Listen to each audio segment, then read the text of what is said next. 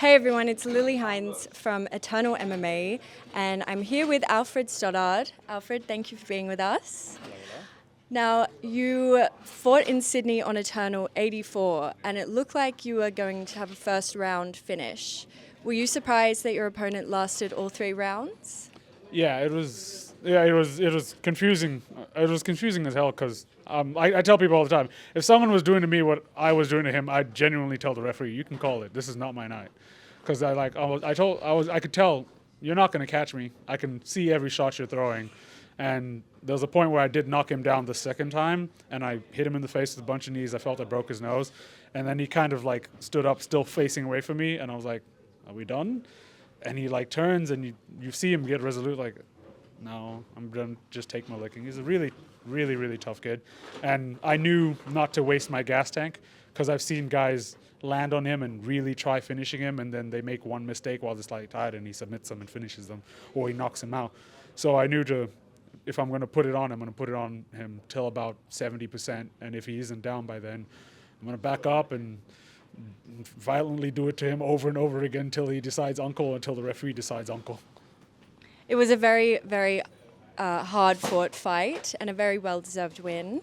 Now you're here for Eternal 86, and I'm sure you've got your eye on the middleweight division. What were your thoughts on Blair Breitag's finish, and what were your thoughts on Christian Lapin versus Joe Brown? Yeah, with Christian, I thought he was going to finish Joe, realistically, because just stylistically the matchups made sense. That I thought Christian was going to do a bit better. He's still a really talented kid, really young, and still needs to work his grappling a bit much. It's not a dig, Christian. It's just a fact.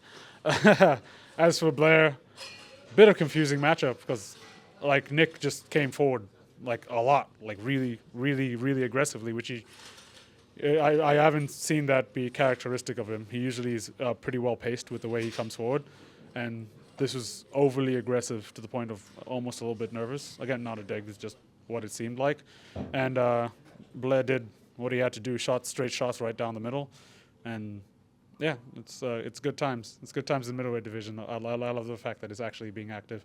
It feels like middleweight's basically fought once every 2 years for a good 4 years there, and just saying I'm the most active fighter in all of Australia. I fought 5 times since I turned pro, and it's barely been 12 months. So you can get off your asses and find an opponent. Stop lying.